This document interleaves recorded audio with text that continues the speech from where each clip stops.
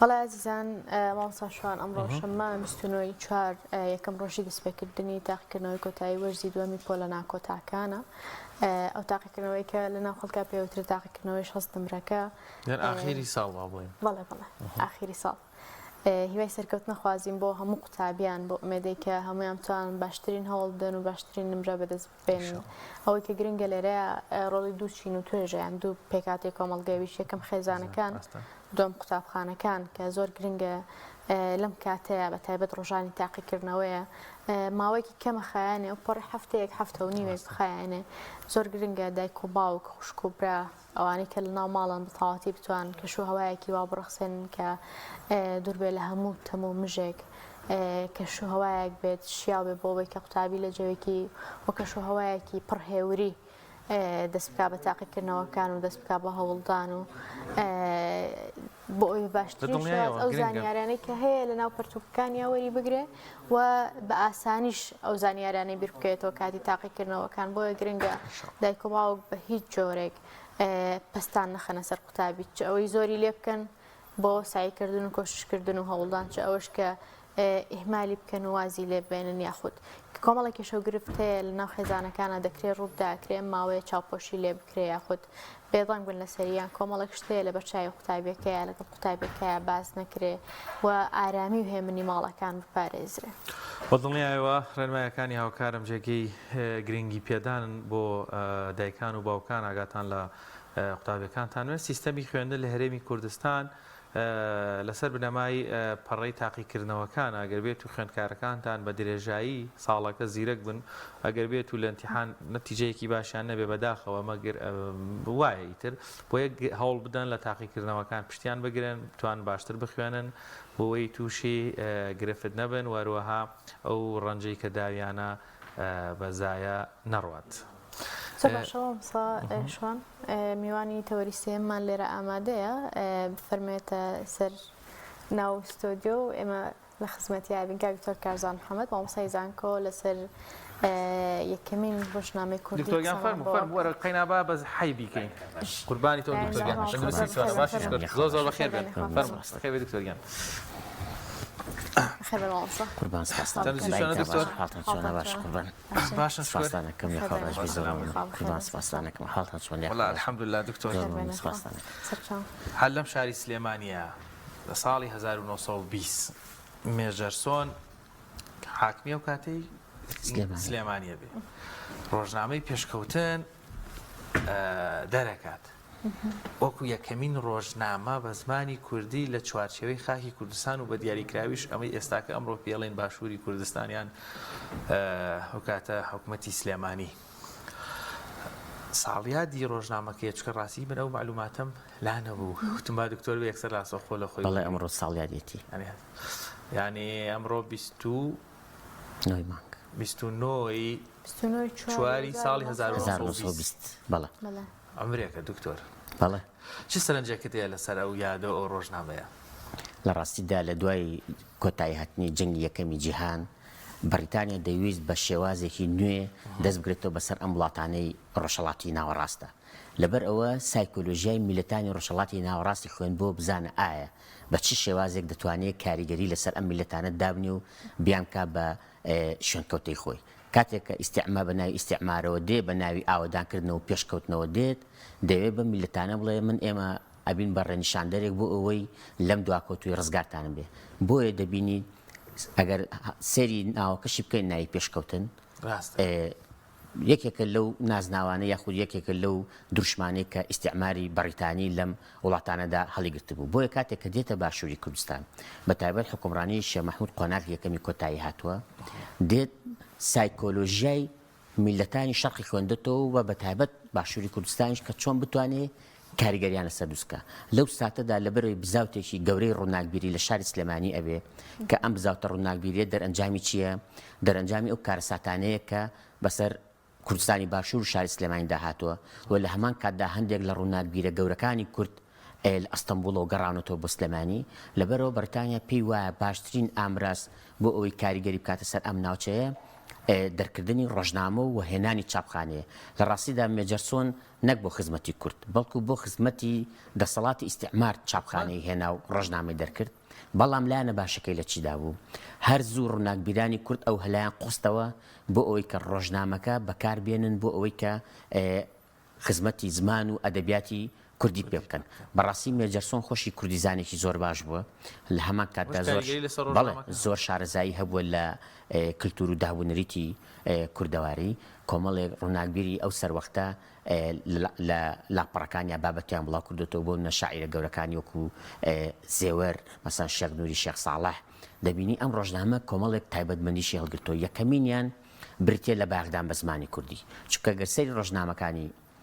ڕۆژنامی پێشکەوتم بکەی ئەبینی زمانی کوردی بە شێوازێک نووسێ هێشتا لە ژێر کاریگەری وشەی تورکی و عەرەبی و فارسی داماوە لە زمانی نووسینە تا بزانە ڕۆژنامە چ کاریگەریەکی لەسەر پێشکەوتنی زمان هەر هەمان ئەم زمانە لەبەرەوەی پێی ئەنووسێ ئەگەیتە سەر گۆڤاری گەلاوێژ ئەبینی زمانی کوردی وردە وردە بەرەو خایان بوونەوەڕوە کە دێتە سەر ڕۆژنامەگەری ساڵی 1970کانەوە تا ئێستا ئەبینی بە تەواوی زمانی کوردی گەشەکرۆ کەواتە ڕۆژنامەی پێشکەوتن توانی بەردی بناغەیەک دابنێت کە کوردی زمانی کوردی لە ڕێگەی ڕۆژنامەگەریەوە گەشە بکات کەواتە ڕۆژنامەی پێشکەوتن کورد سەرپەرشتی دەرچوانەکەی نەکردووە لەوانەیە نەخێر دەسەڵاتێکی داگیر کرد بووە بەڵام هەندێک لە کوردەکان هاوکاریان کرد لە بابەتە ئەدەبیەکان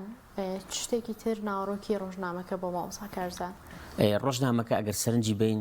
یەکێک لەو شتانی باخی پێداوە هەواڵی سیاسی نێودەوڵەتیە لەو سەروەختەدا مەسەڵەن بەریتانیا زۆر ئەترسال لەوەی کە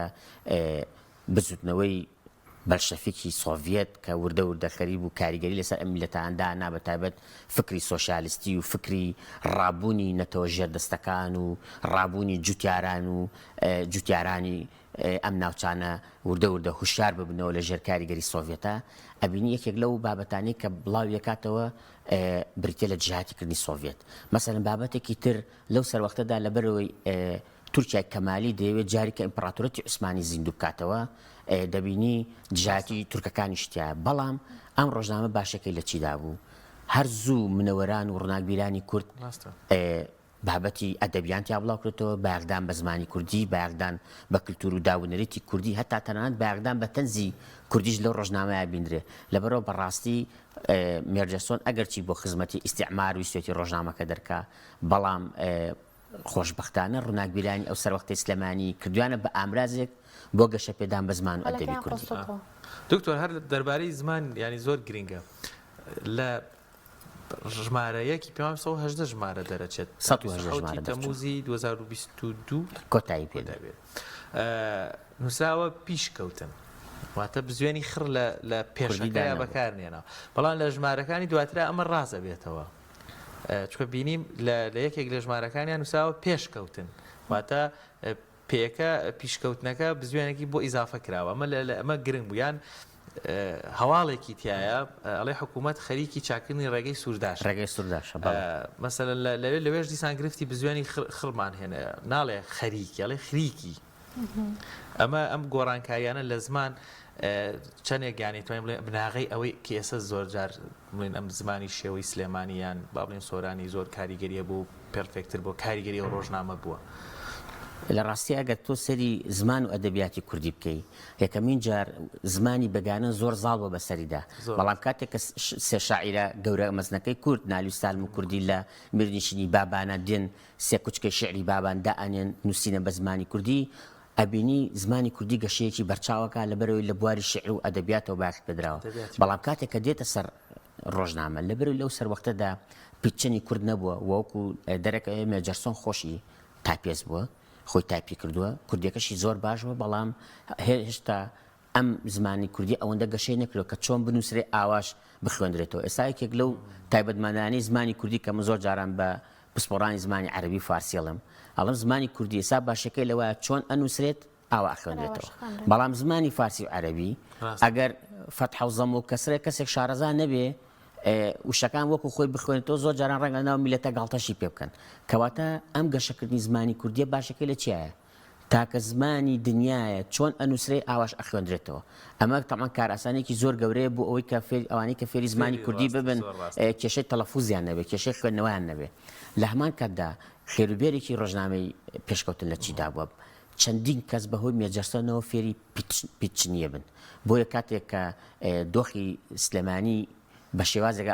ئەگۆڕێک ئینگلیس ئیتر ناتوانێت لە سلێمانی دامێنێتەوە لە بەرەوەی فکری ناسیۆنالیزم لە سلێمانی گەشەکە وەوە قەرارە شێخ مەحموود بگەڕێتەوە بۆ کوردستان لەبەرەوە ئینگلیس هەستەکە ئیتر ئەبێ داون دەستگاکەی بپێچێتەوە و چاپخانەکەی لە سلێمانی بەجێ هێڵێ هەر بەهۆی ئەو چاپخانەوەی کە مستەفا پاشایە مڵکی ڕۆژنامەی بانگی کوردستان دەرەکاوە دوای ئەوە ڕۆژنامەکانی تری سەردەمی شێخ مەحموود دەرەکات تەڵعاً لەو ڕۆژنامەی پێشکەوتن هەست بە شتێکەکەی کاتێککە ئینگلیس دێتە عێراق عربی عێراق تەماحێکخەنە ژێر دەستی بەرتانیا کە ئیمتیازی نەوتی بنێ لە بەرامبەرەوە پشت لە کورد بەربە ئینگلیس هەستەکە ئەبێ پشتیوانی عربکە لەبەر ئیمتیازی نەوتی هەیە بە ڕێژەش زۆرترن لە عێراقا لێرەدا کۆمەڵێک تەوژم لە ڕۆژنامەی پێشکەوت نابینێ یەکەم تەوژمی ئینگلیزە دوو هەندێک لەوانەیە کە پشتیوانی تورک بوون کە پێیانوتن جل خوار سێهەمین بەرەکە زۆر گرنگە بریتە لە بەرەی پێشکەوتنخوازی کوردی کە شێخ مەحموود دێتەوە مەیدان ئەم بەرەیە زۆر گەشەکە و تەنانەت کاتە سەری ڕۆژنامەکانی سەردەمی شێخ مەحموود دەکەی بە تایبەت ڕۆژنامەی ڕۆژی کوردستان وتاری زۆر بەهێزیتە مەسەڵەن یەکێک لە وتارە بەهێزانە ئەڵێ جوتیاری کورد بۆ ڕازی نییە جوتارێکی تر بێت لە مەرعاکەی ئەو لە وەرگاکەی ئەو مەڕووماڵات بلەوەڕێنێ ئەی بۆ قوبوڵەکان میلەتێکی کە بێت بێ بەسەر دەستە و کورد بلەوەڕێنێ کەواتە بێ خۆتان حکومڕانی خۆتان بکەن کەواتە ئەبینی ڕۆژنامەی پێشکەوتن توانی بەردێکی بناغە دابنێ ڕۆژنامە بە کوردی لە کوردستانی باشوورە بڵاو بێتەوە و لە هەمان کاتدا زیاتیش بایەق بە زمانی کوردی بن لە مدا بە زمانی کوردی بنووسن بۆی ئەبینی وردە بوو بە قوتابخانەیەک بۆی کە نووسین بە زمانی کوردی بە شێوازێک گەشە بکە کە ئەتوانم بڵم لە پارچەکانی کوردتری کوردستان ئەوە زۆر زیاتر کردووە بۆەوەی هەر باسی ئەو گرنگی زمانی کوردی لە بیرم نەچێت ئەڵێ هەر نووسەرێک جایتر ئەدی بوو بێ شاعر بوو بێ کەسێک هەر بابەتێکی وت بێ لە ڕۆژنامەی پێشکەوتن ئەگەر بە کوردیەکی زۆر ڕەوان و جوان نووسی بێتی 20 ڕوپیە خەڵاتی هەبووەتە بەس لەبەر زمانەکەی نەک ئەوەی کرێشتی تریشەگەر هەبووی ئەمە ڕاستیدا ئاگاداری کراوە کە بابەتەکانتان بە زمانێکی کوردی و پارا و بنێرن بەڵام هیچ نیشانەیەکی خەڵاتم تیا نەبین و ینی وەکو خەڵات لە هینێک بین دکتۆر هین لە خلاصەی تاریخی پێما بە شتێکی وایە معلوماتێکم بینی وتیان 20 ڕوپیە داناوە بۆ هەر کەسێک کە بە کوردێکی زۆر ڕەوان نووسیانی وەکوی تا گرنگی بە زمانی کوردی بدا تاوەندەش ئەبێت کاری واشان کردبێ بەڵام هەروەکو وتم ڕۆژنامەی پێشکەوتن توانی قوتابخانەیەکی زمانی نوێی کوردی دامەزێنێ لە کورسانی باشوور کە ویست بریتێ لە نووسین چکە بەڕاستی زمان هەتا پێ نووسێ گەشە ناکات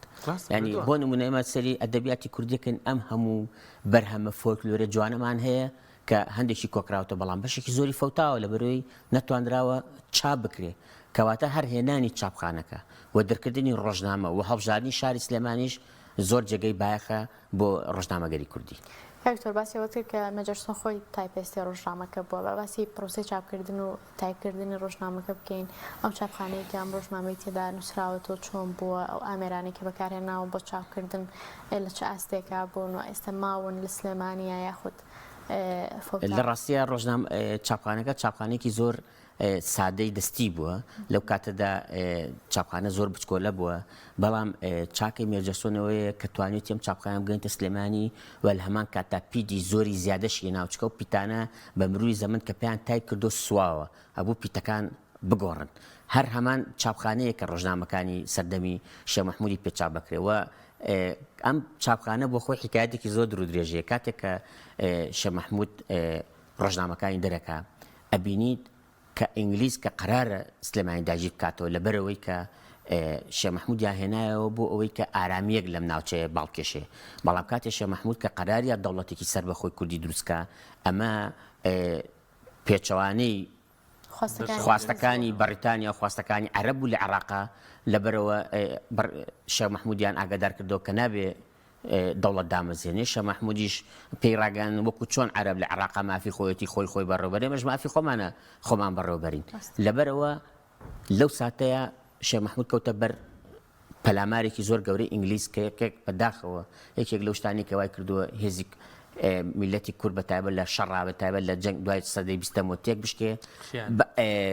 بەکارهێنانی هێزی ئاسمانیە بۆیە بەرنامەیان بڵاو کردو بەسەر سلێمانی کە سلێمانی داگیرەکەن شێخ مەحموود لە دوای ئەوەی کە بەرگریەکی کرد پێشتر چاپخانەکەی نردوو بۆ ئەشکەوتی جاسەنە و کە ئاوەرە بۆ ئەشکەوتی جاسەنە ڕۆژنامەی بانگی حەقی دەرکرد بەڕاستی ئەتوانم بڵم بانگی حەق یەکێکە لە هەرە ڕۆژنامە نایبەکانی کورد یەکەمین بە یەکەمین ڕۆژنامەی ناو ئەشکەوت دانرێ کاتێ وتارەکانی بانگی حەق خوێنیتەوە ینی من ئەم شەو جاریکە سەری ڕۆژنامەی بانگی حەقم کرد ئەو وتاریشە مەحمودی نەمر ئەوەندە بەرزە مرۆڤ ئەهێنێتە گریان کە باسی ئەوەکە کە چۆن ئێمە بێ حکومڕانی خۆمان بکەین و ناژڵێ هەموو ئینگلیس کراپە لە بەشێک لە دەسەڵاتدارانی ئینگلیس ئەیانێ ئێمە جاریکە بچینەوە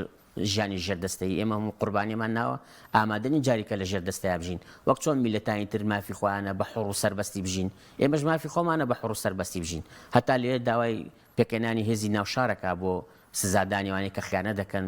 داوای هێزی پشتیوانی لە جەماوەرەکە بۆیە گرنگیم ڕۆژنامانە لە چیدایە تۆماری ڕۆژانەی ڕووداوەکانی ئەو سەروەختیان کردو بە ڕۆژنامەی پێشکەوتنی شەو کەواتە توانین بڵێن ڕۆژنامەی پێشکەوتن دەواازەیەک بۆ دەرکردنی کۆمەڵێک ڕۆژنامەی تر کە بە تەواوەتی کوردی بێ بە دڵنیاییەوە نەبوونی چاپخانە لە کورسان ئەگەر نەیهێنایە ڕاستە ڕوونابیرێکی زۆری وەکو پیرەمێرد لە ئەستەمبولەوە گەڕاوەتەوە خۆشیان پێشتر لەوێ لێشی ڕۆژنامە گەریان کردووە بەڵام هەر هێنانی چاپخانەکە دەواازەیەکی گرنگ بۆ چکە ئەم دەوڵەتە داگیرکەرانە سانسۆرێکی تەکنۆلۆژیان خستە سەر ئەم ناوچە نیان هێشتووە بچووکترین ئامرازی تەکنۆلۆژی بێتە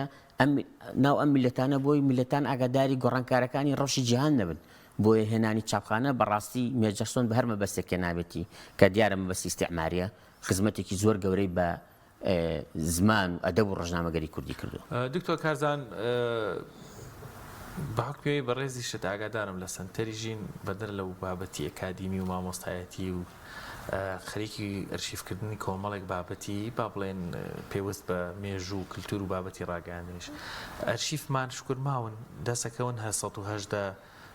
با بڵێن بەڵێ چاپکراوەتەوە خۆشبەختانە تواندراوە لە چەند ڕێگایەکەوە ئەرشیف پارێزێ یەکەمینیان کۆمەڵی خەڵکی تێکۆشەری خەڵکی هەر چوارپارچێک کورسان و بەتایبەت شاری سلێمانی توانیویانە ئەرشیفی ڕۆژنامەگەری کوردی بپارێزن بەشێکی تری ئەو خزمەتە ئەوەیە هەندێک لەو دەسەڵاتە بێگانەکان کە لێرە بوون دۆسیەکانیان بردوێتەوە ئێستا بۆ بە سەرچاوەیەکی گرنگ بۆ نمونە ئەدمۆنس کە لێرە بووە هەرسێ ڕۆژنامەگەی بانگی حەقی کە شە مەحمود بە داشکەوتی جاسانی دەری کردووە هەرسێ ژمارەکەی بردو پێشکەشی زانکۆی کامبرێجی کردووە بۆ خۆشبەختانە لە ڕێگەی ئەمەوە تواندراوە کە ژمارەکانی بدۆزرێتەوە ڕۆژنامەی پێشکەوتریش پیاوێکی تێکۆشەری ئەم شارە کۆی کردوێتەوە لای خۆی پاراستبووی و خۆشبەختانە ئێستا هەر ١٨ ژمارەکەی چاپ کراوەتەوە و لە ١٨ شاباسیەوە کاڵێ بەهۆی هەندێک بارودۆخی نالەباری سیاسیەوە ئیتر ڕۆژنامی پێشکەوتن ڕائەوەستێت یعنی هەتا دواژمارێتی هەموو ژمارەکانی خۆشبەختانە دۆزراوەتەوە لێرەشەوە داواکارم لە کورد لە هەرکوێکی کوردستان هەن ئەبێ بگەڕن بە دوای ئەرشیفی کوردیە چونکە خۆمان خزمەتی میلەتی خۆمان نەکەین چاوەڕێنەوەی هیچ میلەتێک خزمەتمان بکە باوەڕ بێ کاکشوان ئەو ماوەی کە خەریکی کۆکردنەوەی بەڵگەنامە و دیکۆمنت بووم شتی زۆر گەورەم دۆزیەوە لە سەبارەت بە ئەزمموی حکومڕانی لەناو میلەتی کووردا مەسنێکێک لەو بەڵگەنامانی دۆزیمەوە هە لە دوای ئەوەی کە ئینگلیس سلێمانی بەجێ هێڵێ سلێمانی بەردومانەکە بەڵگەنامەیەکم دەست کەوتووە دەڵێ یەکەمین جار بەکارهێنانی چەکی کیمیایی لە هەموو جیهانە لە شاری سلێمانی بووە و ئەو بۆمبیانەی کە بەرتانیا فڕیاوەتە خوارەوە بۆ بەردومانکردنی سلێمانی چەکی کیمیایی تێدا بوو کە ئەمە لە بەڵگەنامەیەکی دەوڵەتێکی داگیرکەرا کە دووسراوە زۆر نهێنی بە دڵنیاییەوە ئەمە زۆر جێگەی متمانەیە سیقە بۆ بەڵگەنامەکەی هەتا ئەوکو خۆمان زۆر ڕاستە گرنگە ڕووداوەکان بنۆزی هەتا مەسەن بەڵگەنام دەستکەوتۆ کە شێخ مەحموود کە ویستی ویلایەتی مووسڵ سەر بەخۆ بکە کە ڕێگان لێگرت لە دوای ئەوە اختیاری هاتە سەر ئەوەی ئایا ویلایەتی مووسڵ بێتە سەر عێراق یا بچێتە سەر تورکیا یەکێک لەو بۆچوونانە پێوا بوو سوێتی ویلایەتی مووسڵ بچێتە سەر تورکیا بۆچی چکە ئێمە لەگەڵ عێراق هابین یەک لەسەر 5 دانیشتوان پێگەین تەرازوی دانیشتوان لە عەرەبا داشکە ئەمان خۆن بازرگەریمە بچینە گەڵ کورسانی باکوور دوو پارچە گەورەی کورسانێک ئەگرێتەوە دوو ڕێژەی کورد لە تورک زیاترە بێ ڕێژەی دانیشتوان تەرازوی دانیشتوان بەلای کووردا داشکێ سێ ئێمە لەگەڵ ئەوانە بین بە دراوسەی ئەوروپا باشەوە لەوەی لەوە گەڵ وڵاتێکی عێراق بین بە وڵاتێکی شەرقی بەڵام بۆچی ئەمە شەر سەر ناگرێ لەبەر لەوە سەرە وەختەدا بزوتنەوەی کەمالیەکان زۆر بە توند و تیژی دێتە ئاراوە شێخ سەعیدی پیران شێخ سەعیدی پیران سەرکوتە کرێەوە بەداخەوە تا ئێستاش ئارامگاکەی دیار نییە لە دوای نزیکەی 98 ساڵ لە دوای ئەوە ویلایەتی مووسڵ ناچارەکرێت بە تایبەت پارێزگای سلێمانی گرێ بدرێت بە عێراق و بەهۆی ئەوەشەوە ئەزمموی حکومڕانی سەردەمی شێخ مەحموود کۆتایی پێدێ بەڵام هەروەکو ئاماژەم پێکرد جوانترین تایبەتمەندی شۆڕشی شێخ مەحموود بەیاغدان بە ڕۆژنامەگەری و بە زمانی کوردی و بەکردنەوەی قوتابخانە بە زمانی کوردی دامەزانی مەکتەب بۆ کچان ئەمانە لە ناو شارێکی پچکۆلە کە وەختە بە پێی ڕێژی دانیشتوان زۆر بچوک بووە زۆر گۆڕانکاری گەورە بوو. ئێمە لە کۆتایی بەرنامەکەیان بەڵام بۆ پێی کە 100 ساڵتەیە پەڕە بەسەر دەرکردنی یەکەم ڕۆژنامەی کوردی نووسراو ئێستا باردۆخی ڕۆژنامەی کوردی نووسراو چۆنە ئایا ئەوەندەی سۆشیال میدیا بە تایبەت دووەڕوا و پێشکەوتن تەکنۆلۆژیایین کە دوا بە دوای ساڵەکان هاتوون تا چەند کاریگەری کردو سەر لە ڕاستیدا ئەم پێشکەوتنی تەکنۆلۆژیای ڕاستە میدیای لە بواری تەکنۆلۆژیەوە بردوتە پێش بەڵام بەداخەوە لە بواری هەواڵ و زانیاری و پیشەی ئەخلاقی و زۆر کەوتۆتە دووە لێرەوە داواکارم لە هەموو ڕۆژنامەنووسانی کورد و لە کەناڵەکان لە حیزبەکان و تەنانەت لە هاوڵاتیانیش تکاتان لێکم تۆڕە کۆمەڵاتەکان بۆ مەبەست و بۆ ئامانجێکی دروست بەکار بێنن هەرگیز مەیکەنە ئامرازێک بۆ بەکارهێنانی بوختان بۆ پێکدادانی شەڕی نێوان ناوخۆی نێوان کورد نێوان ئاینەکان چکە بەداخەوە لەو کاتی سوۆسیال میدیا پەیدا بووە ڕێژەی دەمەقڕە و شەڕ و هەرا و تەنانەت تەلاق و هەڕەشی کوشتنیش زۆر زیای کردووە بە حکومی پسپۆرەکەشم یاسای ڕاگەاندنە لێرەوە بە هەر هاوڵاتێکی هەرێمی کوردستان دەڵێم هەموو ئەو بابەتانەی کە لە تۆڕە کۆمەڵاتەکان بڵاو بێتەوە بەرپرسیاتی یاسایی و ئەخلاقی دەکەوێتە سەرشان و تەنانەت ئەو بابەتانەی کە لە ڕێگەی مۆبایلەوە پەیوەندی تەلەفۆنەکانیش دەنگ هەمووی تۆمارە لە کۆمپانیەکانی پەیوەندی تکاتان لێکم مۆبایل مەکەنە ئامرازێک بۆ تاوان بە پێچوانەوە ئەبێ بەکاری بێنی بۆ ئامرازێک بۆ ئاشتەوایی یعنی من سەفەرێکی ئەوروپام کرد کاکشوان ئەبینی کەس لێ ئامرازی مۆبایل و تۆڕە کۆمەڵاتەکان بۆ خراپە بەکارنانێت لە کاتێکا پێش ئێمەژەم تەکنۆلۆژیان گەشتە بۆ مەسەلە بەرپرسیارەتە ئەخلاقی و ئاینەکەیە لەبەرەوە داواکارم لە هاوڵاتیان هەواڵێک وێنەیەک زانیارێک هەتاوەکو دڵنیان نەبن مافی ئەوانیە بڵایکەنەوە مافی ئەوانیە کۆمنت و لایشی لەسەر بکەن دەستەکان خۆش بێ دکتۆر کارزان محەممەد